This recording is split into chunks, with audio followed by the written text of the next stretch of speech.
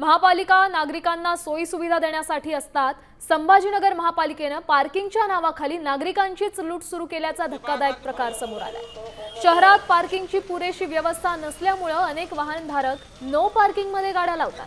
मात्र या गाड्यांवर पोलिसांच्या वाहतूक शाखेऐवजी पालिकाच कारवाईच्या नावाखाली वाहनधारकांची सर्रास लूट करते असं उघड झालंय। थोडी नव्हे तर दंडाच्या नावाखाली थेट 2000 रुपयांची लूट करत असल्याचं समोर आलंय।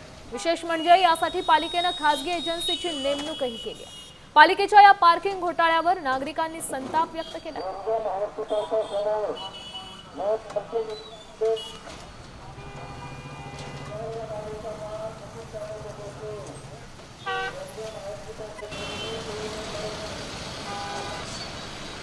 एक तर पार्किंगला नाही का सगळ्या ठिकाणी जागा नाही आहे, बरोबर आहे। ज्या ठिकाणी नाही का आता थोडीशी जागा आहे, आता ही जी लाईन आहे तर ह्या लाईनच्या आतमध्ये असताना तुम्ही गाडी उचलू शकत नाहीत। समजा म्हणजे बऱ्याचशा ठिकाणी ही मार्किंग दिलेली आहे, त्याच्या आतमध्ये जर गाडी असली तर उचलत नाही।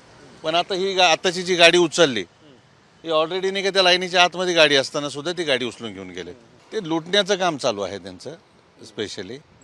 आणि महानगरपालिकेमध्ये नाही की ऑलरेडी स्टाफ भरपूर आहे, पण ते त्यांच्याकडून करून नाही घेत। हे कोणाकडून करून घेतात? प्रायव्हेट एजन्सीकडून करून घेतात। या संदर्भात अधिकची माहिती देत आहेत आपले प्रतिनिधी माधव सावरगावे। माधव, नेमकं प्रकरण काय आहे? कशा संदर्भातला हा घोटाळा आहे? कशी लूट होती? खरं तर महानगरपालिका ही शहरातल्या नागरिकांना सुविधा देणारी एक व्यवस्था आहे, संस्था आहे, जी वेगवेगळ्या स्वरूपातून टॅक्स घेत असते।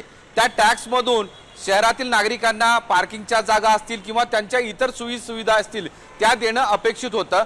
मात्र इथं छत्रपती संभाजीनगर शहरात उलट झालेलं आहे। एकतर टॅक्स लोकांकडून घ्यायचा आणि त्याच लोकांना त्रास द्यायचा, हे महानगरपालिका प्रशासनाकडून गेल्या 1.5 वर्षांपासून सुरू आहे।